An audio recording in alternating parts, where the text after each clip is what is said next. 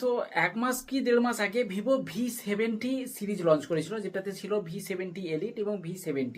Vivo V70 সিরিজের আর একটা phone launch করে দিয়েছে, যেটাকে ফ্যান এডিশন বলে, মানে এফি সিরিজ, ভিভো V70 এফি।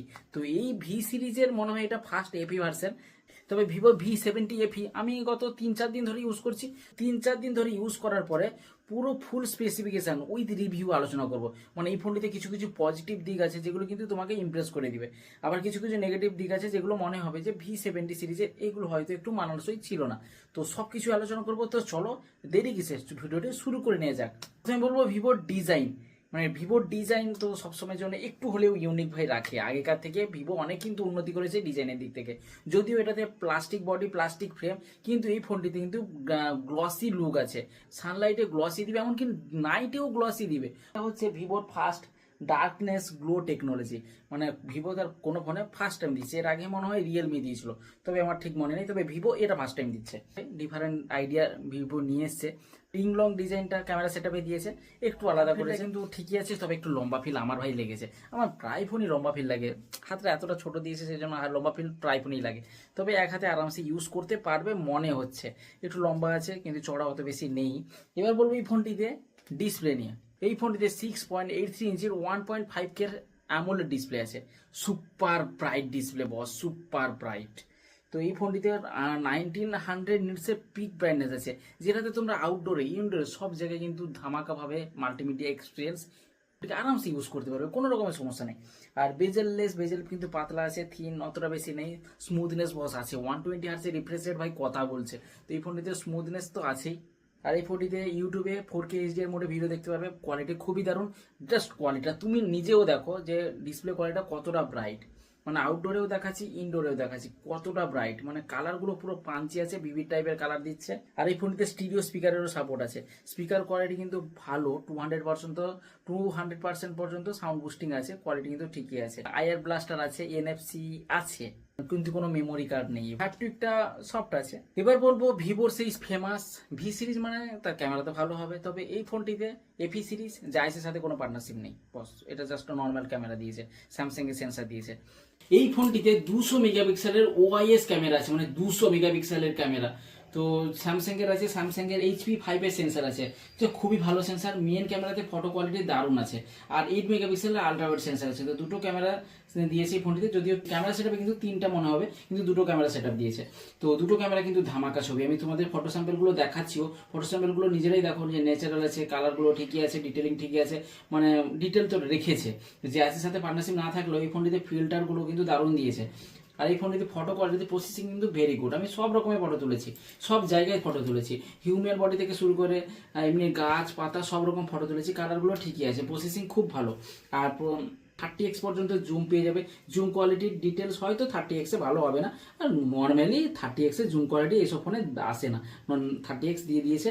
5x পর্যন্ত কিন্তু জুম কোয়ালিটি ডিটেলিং পুরো পারফেক্ট আছে। এই ফোনটিতে পোর্ট্রেট সেন্সর 4 রকমের মোড পেয়ে যাবে, 23mm, 35mm, 50mm এবং 85mm। তো এইগুলোর কিন্তু ফটো কোয়ালিটি খুবই দারুণ। সব রকম ফটো স্যাম্পল আমি তোমাদের দেখাচ্ছিও সব। এবং এই ফোনটিতে মাইক্রো মুভি বলে একটা অপশন আছে, যেটাতে তোমরা বিভিন্ন রকমের ব্লগিং করতে পারবে, বিভিন্ন রকমের এফেক্ট দিতে পারবে, ছোট ব্লগ করতে পারবে এই সব মাইক্রো মুভিতে। তো এটা কিন্তু দারুণ ফিচার্স দিয়েছে। এর ফটোশ্যুটগুলোও কিন্তু ব্যাপক লেগেছে, আমার খুবই ভালো লেগেছে। ফটো কোয়ালিটি ফোনটিতে ন্যাচারাল আছে, আমার তো বেশ পছন্দ হয়েছে ফটো কোয়ালিটিটা। 32 মেগাপিক্সেলের ফোনটিতে সেলফি ক্যামেরা আছে। তো সেলফি ক্যামেরাতে ফটো কোয়ালিটি ওকে আছে। মানে হচ্ছে যে আগেকার বিউটিফাই তো অতটা রাখেনি, ন্যাচারাল রেখেছে। AI হালকা প্রসেসিং এর লিখছে যদিও, তো স্মুথনেস আছে। আর এই ফোনটিতে সব রকম ফিচার্স, যেরকম water photography, dual video mode, এগুলো সব রকম ফিচার্স যেরকম ভিভোর ফোনে থাকে এই ফোনটিতেও আছে উইথ ফিল্টার। তো এগুলো তোমাদের সোশ্যাল মিডিয়া টাইপ বা সোশ্যাল মিডিয়াতে ইউজ করতে পারবে। সেলফিতে বলো বা ব্যাকে বলো, দুটাতে কিন্তু 4K 30fps এ তোমরা ভিডিও রেকর্ডিং করতে পারবে, যার স্যাম্পল খুবই ভালো। এটা যেটা দেখতে পাচ্ছ, এটা 4K 30fps এ ব্যাক ক্যামেরাতে। বল বল বল।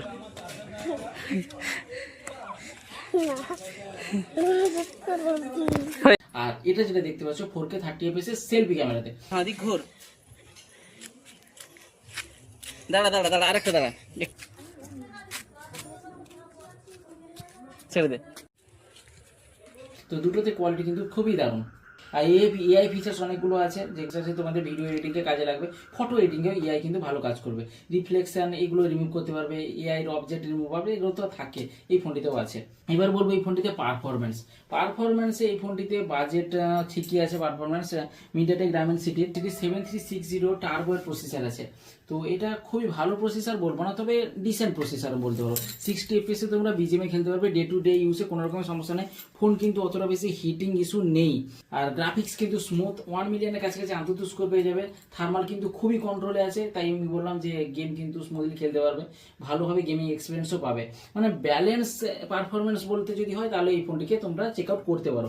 মানে LPDDR5 এর র্যাম টাইপ আছে, ইউএফএস 3.1 স্টোরেজ টাইপ দিয়েছে, খুবই ভালো স্টোরেজ টাইপ দিয়েছে। রিড অ্যান্ড রাইট স্পিডটা খুব দারুণ। আর এই ফোনটিতে আমার মনে হয়েছে যে পারফরমেন্সে ও ডিসেন্ট। এবার বলবো এই ফোনটিতে ব্যাটারি 7000 mAh এর বড় ব্যাটারি, না বড় ব্যাটারি না, এইটুকু ব্যাটারি 7000 mAh এর ব্যাটারি আছে 90 ওয়াটের ফাস্ট চার্জিং এর সাথে। এবার বলবো এই ফোনটির সফটওয়্যার। এই সফটওয়্যার অরিজিন ওএস আছে, অ্যান্ড্রয়েড 16 আপডেট আছে, যদিও স্মুথনেস তো অরিজিন ওএস এর আলাদা লেভেলে, ফান্টাজ ওএস এর থেকে তো ফার বেটার। প্রিন্সটল অ্যাপ আছে, তোমরা আনইনস্টল করে ইউজ করতে পারবে, কল রেকর্ডিং এর সুবিধা আছে, কল রেকর্ডিং করতে পারবে।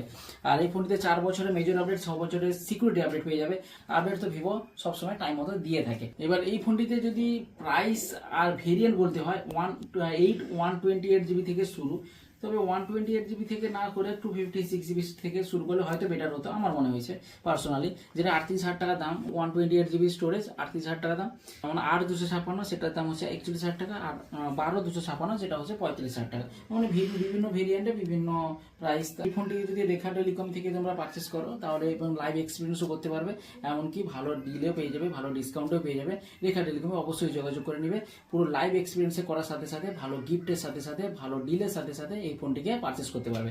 তো এই ফোনটিতে যে ভেরিয়েন্ট তোমাদের পছন্দ হোক না কেন, ফোনটাকে এক্সপিরিয়েন্স করাটা কিন্তু খুবই প্রয়োজনীয়।